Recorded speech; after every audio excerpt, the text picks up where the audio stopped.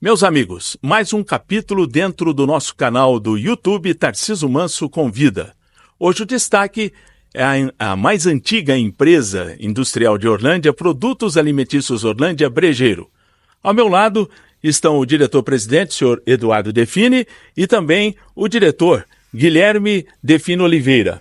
Na verdade, o Brejeiro é um patrimônio da nossa cidade, 79 anos de idade. No ano que vem, estará naturalmente comemorando 80 anos. Ela foi a primeira empresa no mercado brasileiro a empacotar o arroz. Foi uma novidade na época, nos anos 60. Eu gostaria, inicialmente, de perguntar ao senhor Eduardo, agradecendo, Me parece que é a primeira entrevista que ele concede ao longo de sua trajetória. Senhor Eduardo, é uma alegria muito grande tê-lo conosco. Eu gostaria que o senhor explicasse historicamente como aconteceu a fundação do Brejeiro pelo seu pai e outro grupo de empresários em 1944. Sim, iniciou com a firma de café da Junqueira Neto. Tinha fechado as operações de café aqui.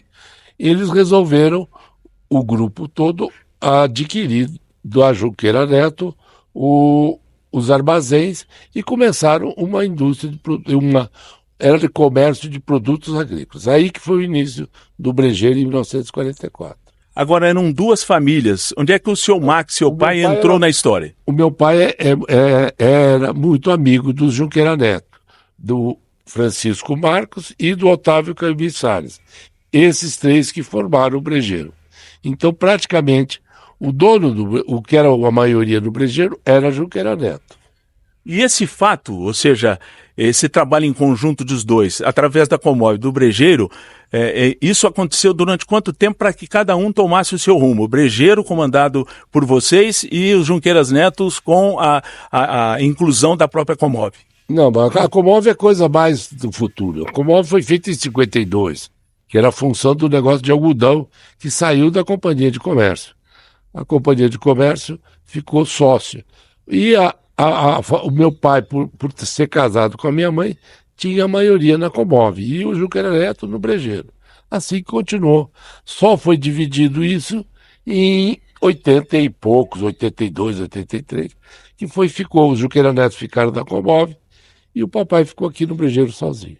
Um detalhe que é interessante, cronologicamente o café mandava, nos anos 60 tivemos a presença do arroz. Não, do algodão. Do algodão, perdão, e depois o do arroz. Como é que entrou o produto arroz Brejeiro com aquele pioneirismo de ser a primeira empresa a empacotar arroz?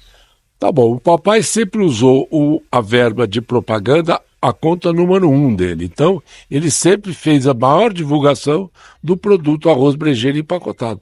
Isso que foi o que fez o sucesso dele. Então, e nesse caso específico, a gente sabe que esse marketing do nome Brejeiro ficou muito forte na existência e na trajetória do próprio grupo, senhor Eduardo?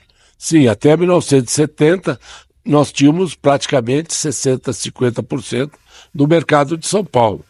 Com o advento do negócio de tabelamento, meu pai foi diminuindo, em 80 parou de uma vez.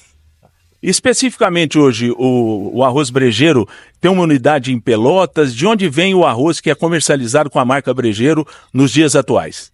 Hoje, nos dias atuais, é em Santa Vitória e Pelotas, que são os dois engenhos de arroz que o Brejeiro tem. E produz a entrega. Mas hoje nós somos muito pequenininho, representa muito pouco o arroz. Não representa nem 6% dentro do Produtos Alimentícios Orlândia. Hoje a fonte nossa maior é a soja. Tudo é na soja. Por falar em soja, ela é mais recente. Faço uma pergunta aqui ao Guilherme, que é diretor. A presença da soja dentro do Grupo Brejeiro se deu a partir de que ano, Guilherme? Eu acho que, como o Eduardo falou, o arroz chegou um momento que o governo interviu no mercado de arroz e o Brejeiro começou a diminuir o beneficiamento de arroz, foi diminuindo, o negócio foi ficando muito ruim e nesse período a soja estava entrando no Brasil e aí eles tiveram a grande ideia de, ao invés de fazer óleo de arroz, passaram a fazer óleo de soja. Foi aí que eu entendo que foi aí, que a Brejeiro entrou nesse mercado de soja, e aí começou-se a esmagar soja e produzir óleo e farelo. E depois, no decorrer dos anos, vieram vários outros produtos derivados aí da soja. Senhor Eduardo, algum comentário a respeito especificamente desse período em que a soja foi importante na vida do brejeiro, como é até hoje? Para você lembrar, você talvez não se recorda, porque você era mais jovem, a primeira festa da soja que teve foi aqui em Orlândia, em 1954, no armazém que era do Cividanes, ali na hoje, que é do Robertinho Junqueira. Ali foi feita a festa da soja. Foi a introdução da soja aqui na região. Agora, engraçado que eu também lembro que nos anos 60 nós tínhamos a festa do arroz perto ali onde é J.C. Barroso. Era a festa do arroz, porque naquela época nós fazíamos muito, o volume era muito grande de arroz, que foi decaindo a partir do tabelamento. Uma coisa que chama a atenção, hoje vocês estão presentes em 4 unidades, 4 estados brasileiros, São Paulo, Rio Grande do Sul, Goiás e Minas.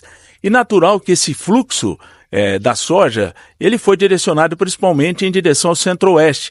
A partir de que ano esta opção de vocês do brejeiro foi marcante para trilhar esse caminho? Não, isso foi faz pouco tempo. Nós entramos na soja em Goiás quase 2000. Nós não tínhamos fábrica lá em Goiás. Nós tínhamos só fábrica aqui em Orlândia. Nós entramos em Goiás a partir do ano 2000. E teve um estágio aqui por Minas Gerais também. Não, em Minas Gerais nós sempre mexemos só com semente, que é o segmento de semente nosso. E não esmagamento. E nós temos aqui, eu estou vendo a relação soja, farelo, proteína de soja, óleos vegetais, gordura vegetal, sementes de soja de alto padrão, proteína e biodiesel desde 2011. Esses são os produtos diferenciados de padrão do brejeiro hoje, Guilherme? Então, igual o Eduardo estava falando, a empresa ela passou a entrou nesse segmento de soja. E aí, com o crescimento da soja no Brasil, a empresa também foi crescendo também neste segmento, né? Então, ela, depois do óleo farelo, passou a fazer gordura, na sequência a gente passou a fazer licetina, depois a gente ampliou um pouco a fábrica de Anápolis, né? Iniciamos, né, a parte de esmagamento em Anápolis. E aí, eu não me lembro muito bem a data, mas eu acho que foi ao redor aí de 2008, por aí, a gente ampliou e complementou a fábrica de Anápolis, transferimos o Envase de Orlândia também para Anápolis e ficamos com 2 fábricas operacionais, uma em Goiás e uma em São Paulo, e diversas unidades de recebimento de soja nos 3 estados, São Paulo, Minas e Goiás, né? Agora, senhor Eduardo, a gente nota que vocês têm uma característica de uma empresa familiar, mas tocada com muita seriedade, né? Qual o segredo de se manter durante tanto tempo uma empresa familiar tão equilibrada no aspecto financeiro? Sempre com o pé no chão. Sem fazer loucura. Sempre com o pé no chão. Curto e grosso. Agora, se a gente olhar projetando para o futuro, quais seriam os projetos? Eu percebi que vocês já chegaram até Nova Crixás, que é praticamente extremo, né, do estado de Goiás, pertinho de Tocantins, né? É Novo Planalto. Novo Planalto, isso. Novo Planalto. Então, o projeto de vocês, a partir de agora, seria outra unidade federativa ou consolidar os estados onde vocês estão? Nós estamos implantando uma indústria nova em Rio Verde, uma indústria que praticamente vai dobrar a nossa capacidade de esmagamento. E vai tudo basear em Rio Verde. O nosso estado-chefe vai ser de soja, vai ser o Goiás. Eu me recordo bem que eu estive lá acompanhando vocês, né, fazendo uma espécie de assessoria de comunicação na entrega daquela unidade de Rio Verde. Ela foi ampliada agora, seria isso? Ampliada. No tempo que era governador Marconi Perillo, eu lembro de cabeça. Marconi Perillo. Agora está sendo ampliada para ser um esmagamento total, porque era por esmagamento. Agora é por extração solvente. É natural, até porque ele é um estado promissor nesse aspecto de grãos, né? Onde estão os grãos, com certeza o brejeiro estará presente. Sim, senhor. Agora, quantos funcionários, se a gente considerar, para finalizar esse nosso bate-papo, quantos funcionários vocês têm hoje dentro desse contexto total, dessas unidades que nós acabamos de mencionar e detalhamos nessa entrevista? Nós temos mais ou menos, o fluxo na safra aumenta e diminui. O pico chega a 1.200 e durante a entre-safra chega a 780, 800 mil. Eu estava vendo outro dia uma matéria em termos de posição no ranking nacional nesse aspecto de grãos. Qual seria a posição do Brejeiro e até de faturamento? Não, muito pequenininho. Nós somos baratinha perto dos grandão.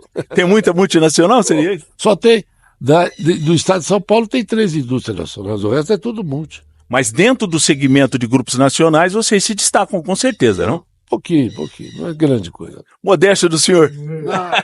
Deixa eu perguntar agora aqui pro Guilherme. Ô Guilherme, deixa eu só fazer uma pergunta para o encerramento com você.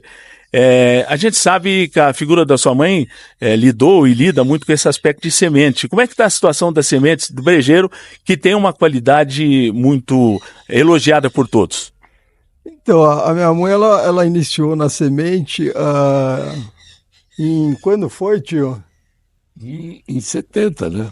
1970, é isso? Ela iniciou pequenininha, era uma coisa que ela gostava bastante, foi uma divisão nova.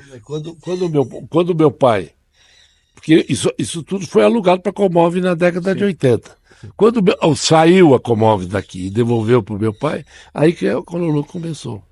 Perfeito.